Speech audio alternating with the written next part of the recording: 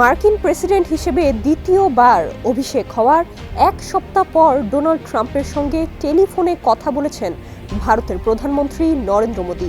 এদিকে আগামী মাসেই হোয়াইট হাউসে তার সঙ্গে বৈঠক হতে পারে বলে জানিয়েছেন যুক্তরাষ্ট্রের প্রেসিডেন্ট ডোনাল্ড ট্রাম্প।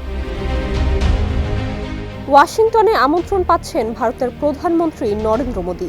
মার্কিন রাষ্ট্রপ্রধানের ব্যক্তিগত উড়োজাহাজ এয়ার ফোর্স ওয়ানে বসে ট্রাম্প সাংবাদিকদের বলেন, সোমবার সকালে মোদির সঙ্গে অনেক কথা হয়েছে, সম্ভবত পরবর্তী মাসে মোদি হোয়াইট হাউসে আসছেন।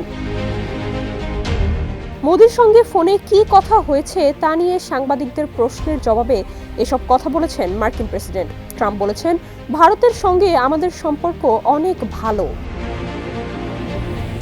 এদিকে এক্সে দেয়া এক পোস্টে ভারতের প্রধানমন্ত্রী বলেন, আমার প্রিয় বন্ধু প্রেসিডেন্ট ট্রাম্পের সঙ্গে কথা বলে আনন্দিত। তার ঐতিহাসিক দ্বিতীয় মেয়াদের জন্য তাকে অভিনন্দন জানাই। আমরা একটি পারস্পরিক লাভজনক এবং বিশ্বস্ত অংশীদারিত্বের জন্য প্রতিশ্রুতিবদ্ধ। আমরা আমাদের জনগণের কল্যাণে এবং বিশ্ব শান্তি, সমৃদ্ধি ও নিরাপত্তার জন্য একসঙ্গে কাজ করব। সংবাদ মাধ্যম ইকোনমিক টাইমস জানিয়েছে, কৃত্রিম বুদ্ধিমত্তা শীর্ষ সম্মেলনের জন্য যুক্তরাষ্ট্রের প্রেসিডেন্ট প্যারিস ভ্রমণ করলে ফেব্রুয়ারির মাঝামাঝি সময় মোদি এবং ট্রাম্পের দেখা হওয়ার সম্ভাবনা রয়েছে। রিপাবলিকান ট্রাম্প 2017 থেকে 2021 মেয়াদে যখন যুক্তরাষ্ট্রের প্রেসিডেন্ট ছিলেন, তখন ট্রাম্পের সঙ্গে তার ঘনিষ্ঠতা সব মহলে ছিল আলোচিত।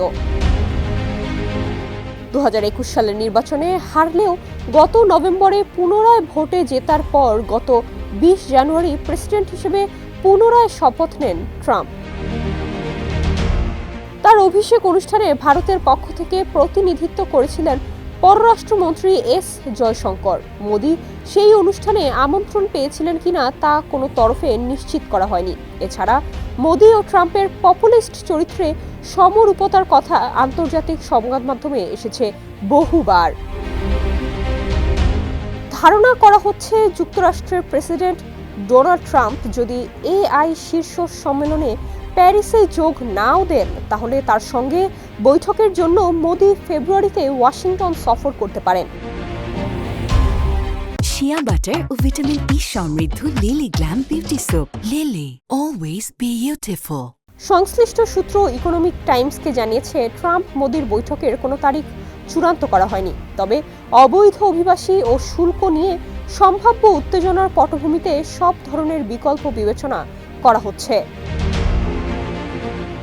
ডেস্ক রিপোর্ট, সমকাল।